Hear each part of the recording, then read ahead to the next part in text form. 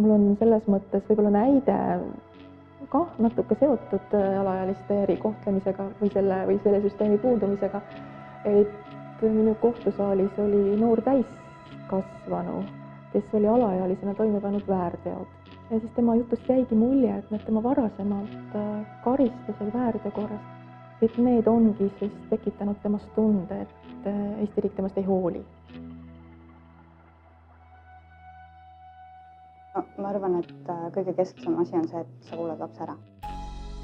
Meie suund ei ole mitte lapse karistamisele, vaid tema nagu mõjutamisele. Et see on selline hästi põhimõtteline küsimus. Et me nagu ei vaata seda, mida ta tegi, vaid miks ta tegi. Et see, mida ta tegi, see võib olla väga oletu tegu.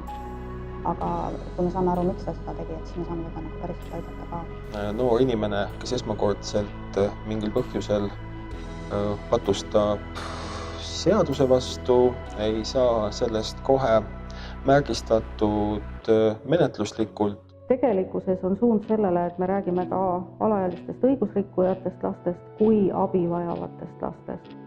Sa näed, kuidas selle lapse nagu piltlikult öeldes võib-olla elukangastuses lahti rullub.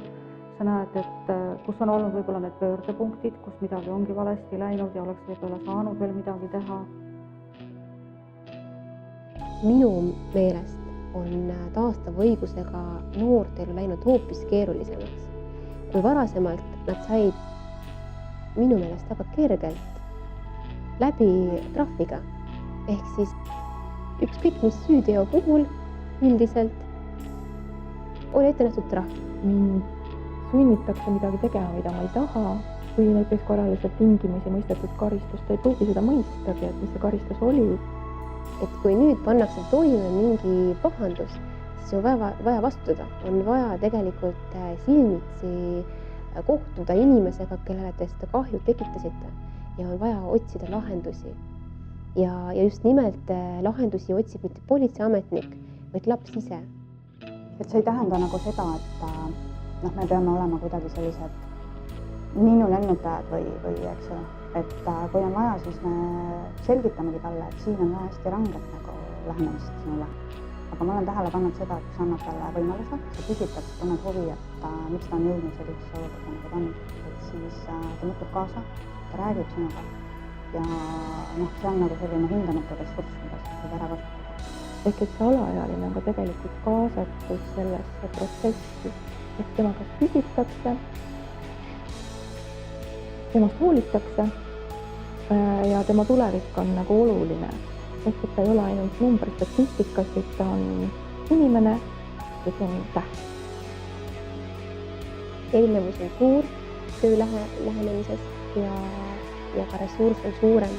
Täna on raske seda võib-olla uskuda ja loota, aga sellegipoolest on arvamus, et kui me jätkame taastava õiguse rakendamise meetmetega, siis see koormus ka langeb edaspidi.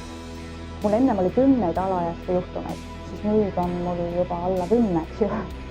Et see ilmselt peab midagi tähendama, et kui sa ikka ühe juhtumi hästi korralikult ära lahendad, et siis ta jääb nagu pidama, et ta ei tule tagasi. Ma arvan, et tänu sellele uuele alaealiste erikohtlemise süsteemile satub vähem alaealisi kohtusaali. Ja ma arvan, et see on väga oluline, et meie ka politseinikuna saaksime aru, et isegi siis, kui see üks juhtum ei muuda lapse suhtumist kardinaalselt, siis võib-olla mõne aasta pärast, mõne kogemuse juures jällegi, tuleb meelde see, mida ta on saanud, millise kohtlemise, millise suhtumise ta on saanud politseist, kas või selle ühe korra ja see mõjutab tema käitumist edaspidi.